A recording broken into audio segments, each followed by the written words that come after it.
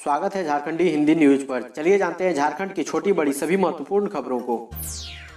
पूर्व राष्ट्रपति प्रणब मुखर्जी का दिल्ली में निधन, पूरे देश में शोक की लहर। पूर्व राष्ट्रपति प्रणब मुखर्जी का दिल्ली में सेना के रिसर्च एंड रेफरल अस्पताल में निधन हो गया। वे 85 वर्ष के थे और मस्तिष्क की सर्जरी के लिए 10 अगस्त 2020 को भर्ती हुए थे। सर्जरी के बाद उन्हें जीवन रक्षा प्रणाली पर रखा गया था। इसके पहले उनकी कोरोना संक्रमण की रिपोर्ट भी पॉजिटिव आई थी। पूर्व राष्ट्रपति प्रणब मुखर्जी के परिवार में 2 बेटे और 1 बेटी है। प्रणब मुखर्जी 9 अगस्त 2020 की रात बाथरूम में गिर गए थे, जिसकी वजह से उनके माथे पर गहरी चोट लगी थी। 10 अगस्त को भारतीय सेना के रिसर्च एंड रेफरल अस्पताल में उनका सीटी स्कैन किया गया था, जिनके उसके मस्तिष्क में रक्त का थक्का जमने का पता चला था।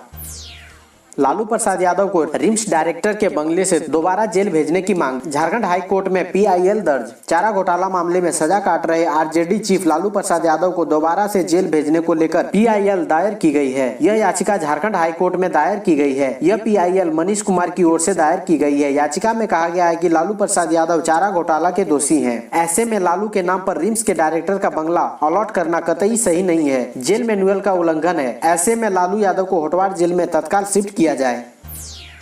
बड़कागांव की विधायक अंबा प्रसाद कोरोना पॉजिटिव। झारखंड में कोरोना की रफ्तार पर ब्रेक नहीं लग पा रहा है। हर दिन कोरोना संक्रमण के रिकॉर्ड के नए मामले सामने आ रहे हैं। हजारीबाग जिला के बड़कागांव विधानसभा से निर्वाचित कांग्रेस विधायक अंबा प्रसाद कोरोना से संक्रमित पाई गई है। उन्होंने खुद इसकी जानकारी सोशल मीडिया पर साझा की है। उन्होंने ट्विटर पर लिखा कि आज सुबह कोरोना टेस्ट कराया था, रिपोर्ट पॉजिटिव आई है। विगत दिनों में मेरे संपर्क में आए सभी लोगों से अनुरोध है कि अपने को तुरंत आइसोलेट करके टेस्ट करा लें। कोरोना से बचाव के सभी उपायों का पालन करें, घर में रहें, मास्क पहने, दूरी बनाए रखें, सतर्क रहें, सुरक्षित रहें। झारखंड में पिछले 1 सप्ताह में आधी हुई संक्रमण दर पर बोकारो ने बढ़ाई चिंता। राज्य में कोरोना के संक्रमण की पॉजिटिविटी रेट पिछले 15 दिनों में आधी हो गई है। राज्य में संक्रमण की पॉजिटिविटी रेट 15 दिन पिछले यानी 15 अगस्त को 8.75 थी, जो 21 अगस्त को बढ़कर 8.96 हो गई। लेकिन 28 अगस्त को यह घटकर महज 4.43 रह गई है। आंकड़ों की बात करें तो 15 अगस्त को 5551 सैंपलों की जाँच में 486 मरीज पॉजिटिव मिले थे। वहीं 21 अगस्त को 11,047 सैंपलों की जांच में 990 पॉजिटिव मिले थे, जबकि 28 अगस्त को 25,657 सैंपलों की जांच में महज 1137 मरीज मिले हैं। वहीं जिलों की बात करें तो यह रफ्तार बोकारो में सबसे तेज है, जबकि गोड्डा में सबसे कम। लॉकडाउन में छूट के बाद झारखंड में वाहनों की बिक्री बढ़ी, ये है वजह। लॉकडाउन में वाहनों के परिचालन की छूट मिलने के बाद ऑटो सेक्टर की स्थिति काफी सुधरी है। कोरोना संक्रमण से बचाव और पब्लिक ट्रांसपोर्ट का परिचालन नहीं होने से दुपहिया और 4 पहिया वाहनों की बिक्री काफी बढ़ गई है। सिर्फ जुलाई में झारखंड में 40,172 वाहनों की बिक्री हुई। इनमें अकेले रांची में 8,598 वाहन बिके। बता दें कि मार्च अप्रैल में इस सेक्टर की स्थिति काफी दयनीय हो गई थी। सीएम हेमंत सोरेन ने दोहराया, स्थगित हो जी और नीट की परीक्षा, लाखों बच्चे कोरोना से हो सकते हैं संक्रमित। झारखंड के मुख्यमंत्री हेमंत सोरेन ने एक बार फिर कहा कि जी और नीट की परीक्षा स्थगित की जाए। देश में कोरोना संक्रमण के मामलों में प्रतिदिन रिकॉर्ड बढ़ोतरी हो रही है। यह संख्या 78,000 पहुंच चुकी है। ऐसे में संक्रमण काल में सितंबर में आयोजित होने वाली परीक्षा लाखों बच्चों के स्वास्थ्य को प्रभावित कर सकता है। इस बात का ध्यान केंद्रीय शिक्षा मंत्री को रखना चाहिए। बता दें कि इससे पहले भी मुख्यमंत्री ने जेईई परीक्षा स्थगित करने की मांग की थी। देश के कई राज्यों के मुख्यमंत्री कोरोना वायरस संक्रमण के कारण परीक्षा को स्थगित करने की मांग कर रहे हैं।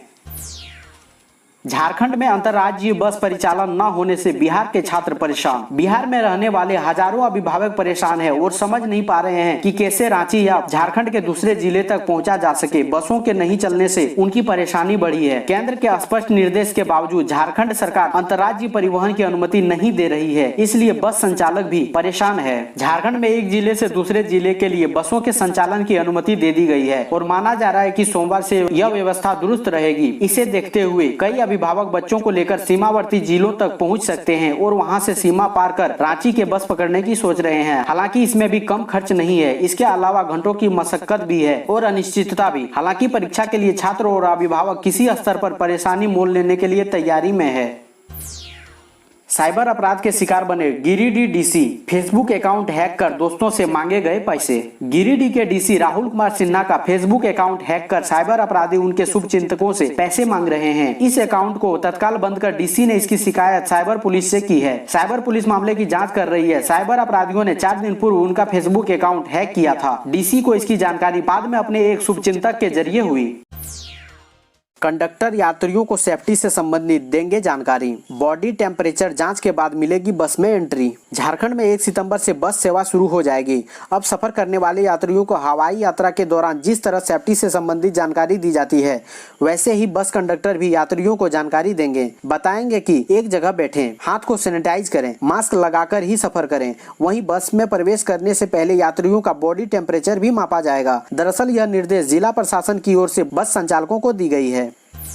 एलपीजी सिलेंडर बुकिंग पर मिल रहा 500 रुपए तक का कैशबैक। बस करें ये काम। अगर आप सस्ते में सिलेंडर बुक कराना चाहते हैं तो यह खबर आपके लिए खास है। दरअसल देश की सबसे बड़ी digital payment and financial services company Paytm ने अपने ग्राहकों को एक बड़ा गिफ्ट दिया है। कोरोना वायरस से परेशान देश के लोगों को पेटीएम ने बड़ी राहत देते हुए कैशबैक का ऐलान किया है। पेटीएम से एलपीजी सिलेंडर बुक कराने पर आपको 500 रुपए का कैशबैक मिलेगा। हालांकि ये कैशबैक पहली बार पेटीएम से एलपीजी सिलेंडर बुक कराने वाले यूजर्स को ही कंपनी दे रही है। यदि आप पहले भी पेटीएम से सिलेंडर बुक करा चुके हैं तो आपको कैशबैक का ऑफर नहीं मिलेगा।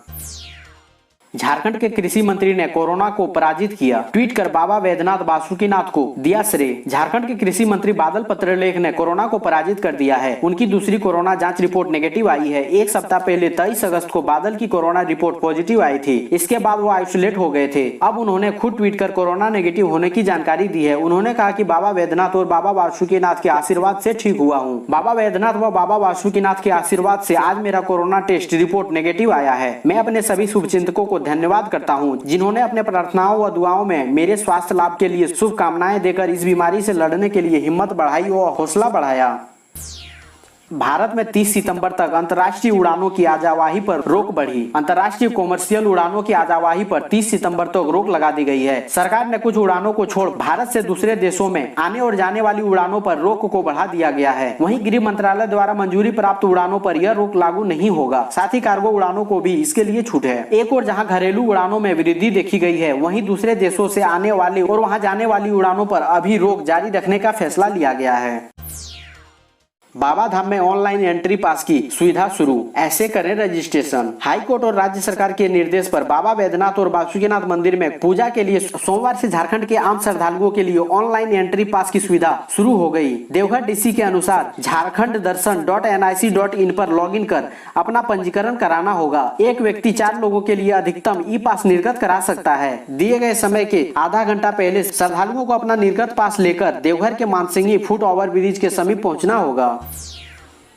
पीएम मोदी के मन की बात को यूट्यूब पर मिले लाइक से अधिक डिसलाइक। प्रधानमंत्री नरेंद्र मोदी ने रविवार को यानी 30 अगस्त को अपने मासिक रेडियो कार्यक्रम मन की बात को संबोधित किया, मगर सोशल मीडिया प्लेटफॉर्म यूट्यूब पर दर्शकों के रिएक्शन देखकर ऐसा लग रहा है कि यह लोगों को रास नहीं आया। यही वजह है कि पीएम मोदी के मन की बात को यूट्यूब पर पसंद करने वाले लोगों की संख्या से अधिक नापसंद करने वाले लोगों की देखी गई। दरअसल प्रधानमंत्री नरेंद्र मोदी के नाम से बने यूट्यूब अकाउंट नरेंद्र मोदी पर प्राइम मिनिस्टर नरेंद्र मोदी मन की बात विद नेशन शीर्षक से वीडियो अपलोडेड है। इस वीडियो के आंकड़ों पर गौर करने से पता चलता है कि इस वीडियो को 35,000 लोगों ने जहां लाइक किया है, वहीं 90,000 लोगों ने डिसलाइक किया है। अब तक इस वीडियो को 6,68,000 से अधिक व्यूज मिल चुके हैं। वहीं भारतीय जनता पार्टी के यूट्यूब चैनल पर लाइक और डिसलाइक का बहुत बड़ा अंतर दिख रहा है। यहाँ पर मन की बात कार्यक्रम को जहाँ 52,000 लोगों ने लाइक किया है, वहीं इससे कई गुना अधिक 3,92,000 लोगों ने डिसलाइक किया है। हालांकि यहाँ पर इस कार्यक्रम को 13 लाख से अधिक व्यूज मिल चुके हैं। झारखंड में स्कूल कॉलेज खोलने को लेकर क्या है अपडेट, जानिए। अनलॉक 4 को लेकर गृह मंत्रालय की ओर से जारी गाइडलाइन में राज्यों को स्कूल कॉलेज में 50% तक टीचिंग और नॉन टीचिंग स्टाफ को बुलाने की अनुमति दी गई है। 21 सितंबर से 9वीं से 12वीं कक्षा के छात्र छात्राएं शिक्षकों से मार्गदर्शन को लेकर स्कूल कॉलेज जा सकेंगे। हालांकि इसके लिए माता पिता या फिर अभिभावकों की लिखित सहमति जरूरी होगी। झारखंड में भी स्कूल खोलने को लेकर अभी कोई फैसला नहीं लिया गया है। पिछले दिनों मुख्यमंत्री हेमंत सोरेन ने कहा था कि कोरोना के बढ़ते मामलों को देखते हुए स्कूलों को खोलने के फैसले पर फिलहाल कोई बात नहीं हुई है। हालात सुधरने के बाद ही इस पर फैसला लिया जाएगा। यह बच्चों का मामला है। स्कूल खोलने को लेकर अभिभावकों से राय ली जाएगी, उसके बाद ही फैसला किया जाएगा। जिम संचालकों ने बिना कपड़े किया विरोध प्रदर्शन, कहा सरकार जिम खोलने की इजाजत दे या फांसी दे। झारखंड की राजधानी के अल्बर्ट एक्का चौक पर राज्य भर से आए जिम संचालकों ने मानव श्रृंखला बनाकर सरकार के प्रति विरोध प्रदर्शन किया। दरअसल झारखंड के जिम संचालक इस बात से खफा है कि अनलॉक 4 में जहां कई तरह की सुविधाओं को खोल दिया गया है, तो वहीं जिम खोलने की इजाजत सरकार अब भी नहीं दे रही है। जिम संचालकों की माने तो राज्य भर में 2000 से अधिक जिम 6 महीनों से बंद है। ऐसे में उसके साथ जीवन यापन की समस्या गहराती जा रही है। उनका कहना है कि व्यवसाय तो ठप पड़ ही गया है, ऊपर से आर्थिक दबाव बढ़ता जा रहा है। इसी को लेकर जिम संचालकों ने अपने कपड़े खोलकर प्रदर्शन किया। जिम संचालक की माने तो सरकार या तो हमें जिम खोलने की इजाजत दे या नहीं तो फांसी दे। बता दें कि जिम संचालक यह दूसरी बार अल्बर्ट एक्का चौक पर विरोध प्रदर्शन कर रहे हैं। उनका कहना है कि मांगे नहीं मानी गई तो और भी ज्यादा उग्र आंदोलन करेंगे। तो वहीं वे आगे सीएम आवास का घेराव करेंगे, अनिश्चितकालीन भूख हड़ताल पर बैठेंगे।